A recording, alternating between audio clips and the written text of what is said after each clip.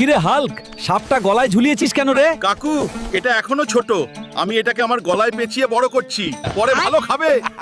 হে সুমাইয়া, এখানে একা একা কি করতাছো? তাতে তোর কি লাভ? পেট মোটা হাল, পরে কথা কইস। আর ওরে বাবা, ওই বজ্জাত মোটকা হল, তোর গলায় সাপ পেঁচিয়েছিস কেন? হ্যাঁ, দিদা, এটা রাস্তার ধারে পেলাম, ছোট মনে হচ্ছে, তাই গলায় ঝুলিয়েছি। বিয়েটা কবে দিবা গো? রাস্তার মাইয়াগুলা দেখি মাথা ঘুরে যায়। চুপ রে বদমাইশ, তোর তো পেট মোটা নালের জন্য কোথাও তোর বিয়ে ঠিক হয় না। এটা কি করস রে ভাই? চুপ কর, রং করে তোকে হিরো বানাইতেছি। হাল্ক রে, সুমাইয়া, ওগো বাড়িতে বিশাল অ্যানাকোন্ডা সাপ আইছে। চলো কাকু, আজকে সাপ ধরমু, কালকে বিয়া করমু।